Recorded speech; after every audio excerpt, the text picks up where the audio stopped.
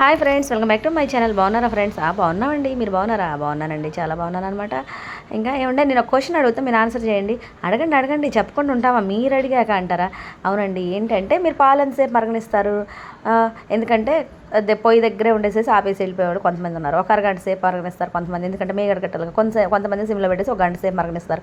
మీరైతే ఎంతసేపు మరగనిస్తారు? పాలను ఎంతసేపు కాస్తారు అనేది మీరు మర్చిపోకుండా నాకు కామెంట్ చేయండి. ఎందుకు అడిగాను అనేది నెక్స్ట్ వీడియోలో అయితే తప్పకుండా కామెంట్ చేస్తా. ఇంకొకటి ఏంటంటే, పాలు తాగాక వెంటనే ఎవరన్నా పెరుగన్నం కానీ మజ్జిగ కానీ తాగుతారా? తినరు కదా. మీరు తింటారా? తినకూడదు.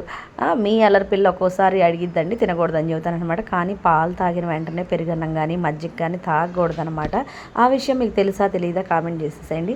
ఈరోజు అయితే నేను లంచ్లోకి మీ అల్లరి పిల్ల వెజిటేబుల్ రైస్ అయితే అడిగేసేసిందండి. ఇంక నేను దానికోసం అయితే ప్రిపేర్ చేసేసాను. ఇంకా రైతా అయితే ప్రిపేర్ చేసేస్తున్నాను. ఇంకేం లేదు, ఒట్టిగా ఈరోజు వెజిటేబుల్ రైస్ ప్రిపేర్ చేసేసి ఇంక ఇది పెట్టేసేస్తాను అనమాట వెళ్ళిన బాక్స్లోకి. ఇంకా మాకు కూడా అదేనమాట.